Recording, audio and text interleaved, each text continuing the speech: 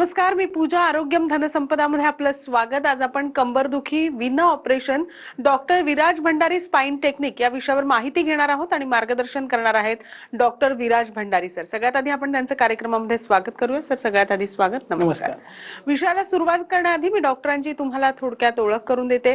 Doctor Viraj Bhandari हे आयुर्वेद तज्ज्ञ असून chiropractor, osteopathy, method of manual therapy, spine adjustment, structural integration, marma therapy, visual manipulation, organ balancing, neuromeningeal manipulation याचं परदेशात प्रशिक्षण त्यांनी घेतलेलं आहे आणि सगळ्यात महत्त्वाचं या सर्व पॅथी एकत्र करून उपचार करणारे आधुनिक युगातील आधुनिक डॉक्टर आहेत. सरांनी केरळापासून महाराष्ट्रातील हाडवैद्य ते Poland, Germany, Europe, America, China, England, Australia या ठिकाणी मणक्यांच्या विकारांची आधुनिक उपचार पद्धती याचं प्रशिक्षण सुद्धा घेतलेलं आहे. परदेशात संशोधन, evidence based practice of spine अशा तज्ज्ञ डॉक्टरांसोबत त्यांनी काम केलंय. विशेष करून मणक्यांचे सर्व आजार, disc bulge, degenerative spine, cervical pain, lumbar pain, herniated disc, slip disc, 10 मिनिटापेक्षा जास्त चालता न येणं, पाय जड होणं, बधीर होणं, मुंग्या येणं, चक्कर येणं, नस दबणं, सक्ती बाहेर येणं यासारख्या आजारांवर त्यांनी परदेशातील व प्राचीन भारतातील उपचार पद्धतीचा संगम केलाय. डॉक्टर भंडारी स्पाइन टेक्निकमुळे 20,000 पेक्षा जास्त मणक्यांच्या विकारांचे रुग्णांचे उपचार, ऑपरेशन वाचवण्यात यश सुद्धा आलेले आहे. डॉक्टर भंडारींचं वैशिष्ट्य म्हणजे अचूक निदान व योग्य उपचार. चला तर लगेचच वेळ न घालवता आजच्या विषयाला आपण सुरुवात करूया. अत्यंत महत्त्वाचा विषय आहे सर, कंबरदुखी आणि ते सुद्धा विना ऑपरेशन. मला वाटतं हे सगळ्यात जास्त महत्त्वाचं आहे. पहिला प्रश्न, आज स्पाइन आणि मणक्याचे विकार आणि त्याचप्रमाणे कंबरदुखीचं प्रमाण सध्या खूप वाढतंय. काय कारण आहे आणि काय मार्गदर्शन करायचं आजच्या कार्यक्रमातून? एक लक्षात घ्या, कंबरदुखी ही बऱ्याच वेळा आपण बघतो की घराघरामध्ये बऱ्याच वेळा आठवड्यातनं एकदा, महिन्यातनं एकदा किंवा 3-4 महिन्यातनं एकदा, वर्षातनं एकदा कुणाला तरी कंबर दुखत असते. कधी कधी कंबर लचकते, कधी कधी कमरेचा भाग जो आहे तो कधी कधी काही पेशंटचा तिरका होतो, पुढे जातो, मागे येतो, खांद्यांचा भाग हा पुढे मागे होतो. त्याचबरोबर कधी कधी पायात मुंग्या येतात, लचक बसते. हे सगळं होण्याच्या मागे पहिलं कारण जे आहे ते म्हणजे कुठेतरी झटका बसणं किंवा कधीतरी न केलेली कामं साहसी स्वरूपात किंवा साहसी पद्धतीने करणं. बऱ्याच वेळा दिवाळी, दसरा येतो, आपण घर आवरायला काढतो आणि ती स्त्री घर आवरण्याच्या नादामध्ये किंवा ते संपवायचं असतं पटकन, कारण दुसऱ्या दिवशी कामालाही जायचं असतं आणि त्या कामाच्या निमित्तामुळे पटकन हालचाली करतात आणि एखादा झटका बसतो. त्याचबरोबर एखादा दिवशी क्रिकेट खेळायला जातात, रविवारच्या दिवशी बॉल, चेंडू पकडायला जातात किंवा बॅट एका चुकीच्या पद्धतीने फिरवली जाते. जिममध्ये एखाद्या दिवशी जातात आणि त्या दिवशी जिमिंग केलं जातं आणि त्यावेळेस झटका बसतो कुठेतरी आणि तो झटका बसल्यानंतर बऱ्याच वेळा नस ही दबली जाते किंवा चकतीही बाहेर येते. हे पहिलं कारण आहे, जे म्हणजे एखादा झटका बसणं किंवा एखादी वस्तू चुकीच्या पद्धतीने उचलणं. दुसरं कारण जे आहे ते म्हणजे पोश्चर. आपण सकाळी उठल्यापासून झोपेपर्यंत कमीत कमी एक 400-500 प्रकारच्या हालचाली करतो. त्या हालचाली करत असताना 2 ते 3 हालचाली एका सेकंदामध्ये केल्या गेल्या तर गादी ही बाहेर येते या पद्धतीने आणि गादी ही बाहेर आली या पद्धतीने तर बऱ्याच वेळा ही नस जी आहे ती दबली जाते. तिसरं जे कारण आहे ते म्हणजे अपचन, अजीर्ण, सतत गॅसेस होणं, पोट फुगणं आणि पोट फुगून बऱ्याच वेळा आतड्यांवरती त्याचा दाब येतो आणि तो दाब तुमच्या मणक्यांवरती जातो आणि बऱ्याच वेळा कालांतराने मणके हे झिजतात त्याच्यामुळे आणि ते झिजल्यामुळे डिजनरेटिव्ह चेंजेस होऊन तिथला लॅमिना जो आहे तो लिगामेंटम फ्लॅव्हन हायपोट्रॉफी असं MRIच्या रिपोर्टमध्ये लिहिलेलं असतं. त्यामध्ये बेसिकली ते मसल, तिथले स्नायू हे थिकनिंगमध्ये जातात, स्मॉल स्वरूपात होतात, तिथली ताकद कमी होते आणि त्यामुळे गादीवरती लोड येतो आणि ती गादी ही बाहेर येते. ही प्रामुख्याने कारणं आत्ता बघायला मिळतात आणि त्यामुळे बऱ्याच लोकांच्या नसा या दबल्या जातात. त्याच्यामुळे कधी कधी सायटिकाचा त्रास चालू होतो. त्यामुळे नक्की ज्या पद्धतीने तुम्ही सांगितलं की सध्या कंबरदुखीचं प्रमाण का वाढत चाललेलं आहे, त्याचप्रमाणे मणक्यांच्या आजारांबद्दल थोडंसं बोलूया.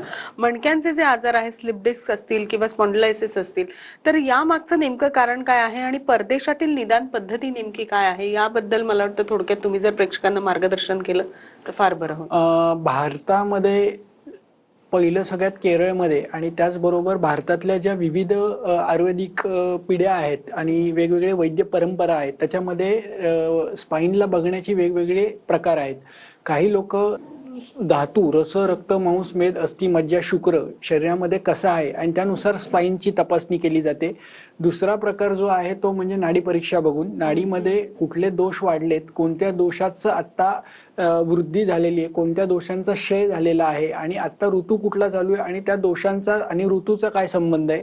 पेशंट कोणत्या देशात राहतोय, कोणत्या राष्ट्रामध्ये राहतोय, कोणत्या राज्यामध्ये राहतोय, तिथलं वातावरण कसं आहे आणि त्यामुळे होण्याचा मणक्याचा आजार हा प्रत्येक मणक्याचा आजार प्रत्येक स्टेटनुसारही थोडाफार बदलतो. त्याचबरोबर तिसरं जी गोष्ट आहे त्यामध्ये पेशंट कसा उभा राहतोय, पेशंट कसा बसतोय, त्याचं पोश्चर गेट पॅटर्न ॲनालिसिस, त्याचबरोबर फेशियल मॅनिप्युलेशनचं ॲनालिसिस. फेशियल मॅनिप्युलेशनचं ॲनालिसिस म्हणजे पेशंटची ग्रॅव्हिटी कशी आहे, पेशंट उभा कसा आहे, पेशंट बसतो कसा आहे, पेशंट उभा राहिल्यानंतर चारी बाजूनी पेशंटला बघणं, पुढची बाजू, पेशंटची मागची बाजू, राईट लॅटरल, लेफ्ट लॅटरल, आणि त्याच्यावरनं एक निदान केलं जातं. त्याचबरोबर चौथी पद्धत जी आहे त्याच्यामध्ये नर्वोस्कोप नावाचं हे मशीन आहे. मानेपासून पहिल्या मणक्यापासून ते माकडाडापर्यंत हे मशीन लावलं जातं आणि नवचं टेम्परेचर घेतलं जातं की नक्की नवचं टेम्परेचर आत्ता किती डिग्री आहे आणि पेशंटचा त्रास हा ॲक्यूट आहे का क्रोनिक आहे. त्याचबरोबर पुढे क्रायोबॅक्टर टेस्टिंग केली जाते, ज्याच्यामध्ये जिलेट टेस्ट केली जाते की नक्की डिस्क ही कोणत्या बाजूनी बाहेर आली आहे. उजव्या साईडनी बाहेर आहे, डाव्या साईडनी बाहेर आहे, L3 आहे, L4 आहे, L5 आहे, तसंच मानेमध्ये C6 C7ला आहे. त्यामुळे नक्की पेशंटला फक्त हाताला मुंग्या येतात आहे का फक्त पायाला मुंग्या येतात आहे का पेशंटच्या फक्त उजव्या पायाला मुंग्या येतात आहे, बाहेरच्या बाजूला, आतमधल्या बाजूला, कमरेत दुखतंय, ते कुठं एक्झॅक्ट आहे, हे सगळं विशिष्ट निदान केलं जातं आणि ते निदान करून ठरवलं जातं की हा त्रास कोणत्या ग्रेडेशनचा आहे, कोणत्या स्वरूपाचा आहे. त्यामध्ये जर बघायला गेलं तर निदानामध्ये आम्ही त्याचबरोबर पेशंट कसा चालतोय, कसा बसतोय, कसा उठतोय, त्याचे मुवमेंट पॅटर्न काय आहेत आणि मुवमेंट करताना कोणती बाजू, राईट साईड ही वीक आहे का, लेफ्ट साईड वीक आहे का, हे सगळं तपासलं जातं आणि त्याच्यावरती ॲक्युरेट निदान केलं जातं की हा त्रास ऑर्गन इम्बॅलन्समुळे आहे का, हा त्रास न्यूरोमेनिंजल ब्रेनमधलं फ्लुइड इम्बॅलन्समुळे आहे का, हा त्रास पॅथॉलॉजिकल आहे का मेकॅनिकल आहे. हे सगळं निदान केलं तर तो मणक्याचा आजार बरा व्हायला खूप चांगल्या प्रकारे मदत मिळते. नक्कीच. मला वाटतं असे काही पेशंट्स डॉक्टर तुमच्याकडे आलेले होते ज्यांना ऑपरेशन सांगितलं होतं, मात्र तुमच्या उपचार पद्धतीमुळे विना ऑपरेशन त्यांच्यामध्ये फरक पडलेला आहे आणि त्यांना पूर्णपणे बरं सुद्धा वाटलेलं आहे. अशा काही पेशंटची प्रतिक्रिया आपल्याकडे आलेली आहे. नेमकं त्यांचं डॉक्टर बद्दल काय म्हणणं आहे आपण ऐकूयात.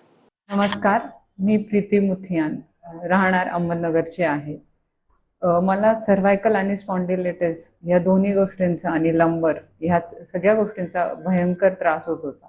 ॲक्च्युली हा त्रास मला मागच्या 12 वर्षापासून होता. खूप सारे डॉक्टर्स पण पाहिले, MRI कर, कुणी ऑपरेशन सजेस्ट केलं, कुणी काय, पण ऑपरेशनची माझी बिलकुल तयारी नव्हती. तर ही गोष्ट मी माझ्या आई वडिलांबरोबर शेअर केली आणि कोइन्सिडेंटली माझ्या वडिलांनी पुण्यामध्ये doctor Viraj Bhandari spine clinic इथे त्यांनी त्यांची ट्रीटमेंट घेतली होती मानेची.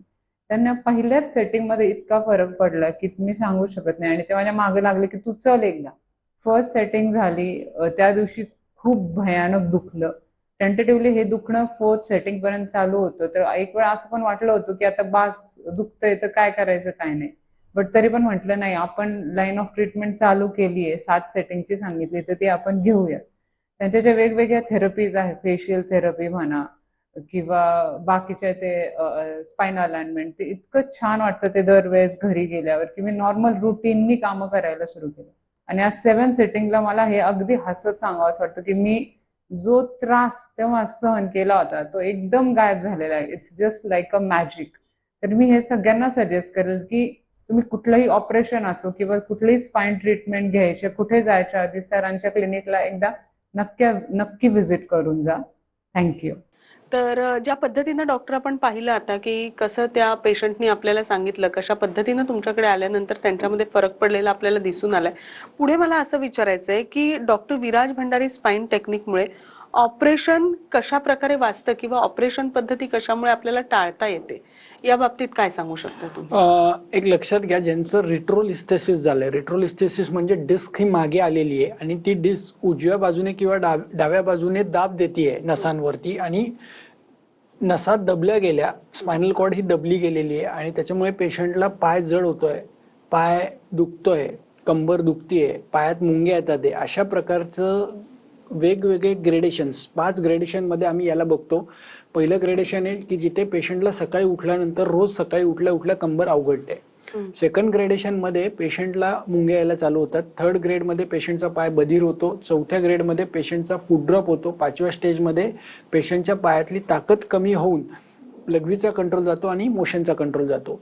तर हे सगळं जे आहे हे बरं होण्यासारखं असतं, कारण ह्याच्यामध्ये आम्ही काय करतो, डॉक्टर भंडारी स्पाइन टेक्निकमध्ये आम्ही फेशिया, जो काही फेशिया मिस अलाइन झाला आहे, जे काही मसल मिस अलाइन झालेले आहेत त्याला रिअलाइन करतो. जे बोन पुढे मागे वर खाली गेलेले आहेत त्याला रिअलाइन केलं जातं. त्यासोबत दोन मणक्यांच्या मधलं जे अंतर आहे हे वाढवलं जातं, जेणेकरून गादी परत आत जायला जागा तयार होईल. आणि हे प्रूव्हन झालेलं आहे, कारण मोर दॅन 25,000 केस स्टडीज आमच्याकडे आहेत की ज्यांचे 3,000 लोकांच्या मागच्या वर्षी MRI हे पूर्ण क्लिअर आहेत की ज्या गाद्या पूर्णपणे आत गेलेल्या आहेत, दुखायचं बंद झालंय, मुंग्या याचा प्रकार बंद होतो.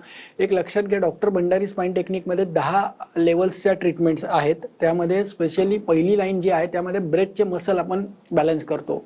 सेकंड सेशनमध्ये आपण फूड बॅलन्स करतो. थर्ड सेशनमध्ये पेशंटची लॅटरल बाजू बॅलन्स करतो. या 3 सेशनमध्ये हे फाउंडेशन आहे, ट्रीटमेंटचा फाउंडेशन पार्ट आहे. बऱ्याच वेळा काही पेशंटला पहिल्या सेशनमध्ये 70 ते 80% बरं वाटतं. काही पेशंटला पहिल्या सेशन नंतर दुखणं वाढतं, आणि दुखणं वाढणं हे नॉर्मल लक्षण आहे, कारण बेसिकली ज्यावेळेस 2 डिस्कमधलं अंतर वाढतं, गादी आत जायला जागा तयार होते, त्यावेळेस ॲन्युलस फायबरला जर गादी चिकटली तर पेशंटचं दुखणं वाढणं हे नॉर्मल लक्षण आहे. बऱ्याच वेळा कधी कधी पेशंटला वाटतं की पहिली ट्रीटमेंट केली आणि माझं दुखणं वाढलं, पहिलं तर दुखत नव्हतं, पण दुखणं वाढणं किंवा पेन होणं हे नॉर्मल लक्षण आहे, कारण तुमची गादी ही आत जायला तयार होते. सेकंड सेशन, जे पहिले 3 सेशन आहे त्याच्यामध्ये बॉडीचं फाउंडेशन वर्क केलं जातं. पुढचे 3 सेशन जे आहेत, महिन्यातनं 1 दिवसच पेशंटला 3 तास बोलवलं जातं. त्याच्यामध्ये 13 ते 16 प्रकारच्या ट्रीटमेंट दिल्या जातात. आणि त्याच्यामध्ये चौथं सेशन जे आहे ते कोर ॲक्टिव्हेशन सेशन आहे. कोर ॲक्टिव्हेशन म्हणजे काय, तर बऱ्याच वेळा पेशंटची जी आतमधली बाजू आहे, दोन्ही पायाच्या आतमधली बाजू, पेल्विकचा भाग, हा ॲक्टिवेट केला जातो. तिथले मसल ॲक्टिवेट केल्यामुळे कमरेतली ताकद वाढते. त्याचबरोबर लेवल 5 मध्ये पूर्ण व्हिसरल ऑर्गन जे आहेत त्याचं बॅलन्सिंग केलं जातं, तिथल्या मसलला स्ट्रेंथनिंग दिलं जातं. लेवल 6 हे खूप सुंदर सेशन आहे, ज्याच्यामध्ये पूर्ण बॅकलाईन केली जाते. मानेपासून ते पायाच्या बोटापर्यंतचे मागचे मसल सगळे रिबॅलन्स केले जातात. याच्यामुळे बऱ्याच वेळा पेशंटला ह्या सगळ्या सेशनमुळे प्रत्येक महिन्याला वेगवेगळे बदल जाणवतात, कारण प्रत्येक ट्रीटमेंट ही वेगळी आहे. एकसारखं ट्रीटमेंटचा प्रोटोकॉल नसल्यामुळे बऱ्याच वेळा प्रत्येक सेशन नंतर पेशंटच्या मध्ये बदल बघायला मिळतात. ज्या पेशंटमध्ये बधिरता घेऊन पेशंट आलाय त्याला मुंग्या चालू होतात, त्याच्या दुसऱ्या सेशन नंतर मुंग्या बंद होतात, दुखणं चालू होतं, दुखणं बंद होतं, अवघडणं बंद होतं आणि पेशंट पूर्णपणे नॉर्मल होतो. तर प्रत्येक पेशंट आल्यानंतर आम्ही एक्सरे घेतो. एक्सरे नंतर परत 4थ्या महिन्यात एक्सरे मध्ये काय चेंजेस झाले ते दाखवतो, आणि 7व्या ते 8व्या महिन्यामध्ये MRI रिपीट केला जातो, जेणेकरून पेशंटलाही समजतं की त्याचा एपिकॅनोल किती वाढलेला आहे, गादी किती प्रमाणात ही आत गेलेली आहे. आणि साधारण एक 9 ते 12 सेशन मध्ये पूर्णपणे गादी ही आत जाते आणि पेशंटचं ऑपरेशन हे 100% वाचवण्यात यश मिळतं आपल्याला. नक्कीच. मला वाटतं अशा अजून एका रुग्णाची प्रतिक्रिया आपल्याकडे आलेली आहे, नेमकं त्यांचं सुद्धा काय म्हणणं आहे आपण ऐकूयात. मैं वैष्णवी रस्तोगी, मैं मगरपट्टा से आई हूँ। मेरे बैक में बहुत पेन था और मेरे पैर में बहुत मूंगी आती थी, मैं चल भी नहीं पाती थी, बैठ भी नहीं पाती थी। मेरे मामा ने मुझे फिर सजेस्ट किया डॉक्टर विराज भंडारी के पास जाओ, उनको भी प्रॉब्लम थी तो वो भी आते थे। उसके बाद मैं आने लगी यहाँ पे तो धीरे धीरे रिलीफ मिलता था। पहले बैठने नहीं आता था, फिर बैठने आने लगा, नीचे मांडी डाल के। मूंगिया 2-3 थेरेपी के बाद ख़त्म हो गए। अभी मुझे बहुत रिलीफ है पहले से, अभी सब कुछ कर सकती हूँ मैं। आता आपण रुग्णाची प्रतिक्रिया ऐकली. तुम्हाला सुद्धा कंबरदुखी संबंधातील काही तक्रारी असतील तर तुम्ही स्क्रीनवर दिलेल्या नंबरवर नक्की संपर्क करा आणि doctor Viraj Bhandari spine technique याकडे संपर्क करा. इथे एका वेळ झाली छोट्याशा विश्रांतीची, लगेचच भेटतोय, कुठेही जाऊ नका. पाहत रहा आरोग्यम धनसंपदा.